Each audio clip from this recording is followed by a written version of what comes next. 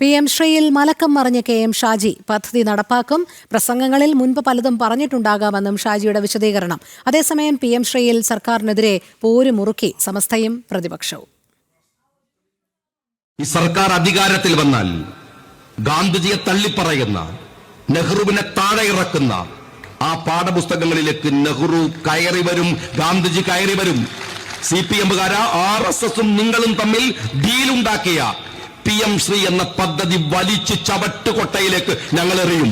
തെരഞ്ഞെടുപ്പ് കാലത്ത് തീവ്ര ഇസ്ലാമിസ്റ്റുകളെ സുഖിപ്പിക്കാൻ എടുത്ത ഈ നിലപാടിൽ നിന്നാണ് KM ഷാജി മലക്കം മറിഞ്ഞിരിക്കുന്നത്. PM ശ്രീ പദ്ധതി സംസ്ഥാനത്ത് നടപ്പാക്കുമെന്നാണ് മന്ത്രിയുടെ പുതിയ നിലപാട്. കേന്ദ്രവുമായുണ്ടാക്കിയ കരാറിൽ നിന്ന് അങ്ങനെ പെട്ടെന്നൊന്നും പിന്മാറാൻ കഴിയില്ലെന്നും മന്ത്രി പറഞ്ഞു.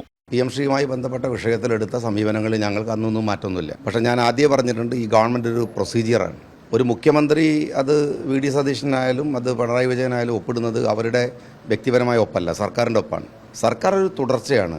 ആ തുടർച്ചയിൽ ഒരു കാര്യം വരുന്ന ദിവസം തന്നെ അവസാനിപ്പിക്കാനും കരാറുകൾ റദ്ദ് ചെയ്യാനൊന്നും കഴിയില്ല. അതുകൊണ്ട് തന്നെ ഇതിനകത്ത് വളരെ കൃത്യമായിട്ട് പറഞ്ഞൊരു കാര്യമുണ്ട്. ഒരു സമിതിയെ വെച്ചിരിക്കുന്നു.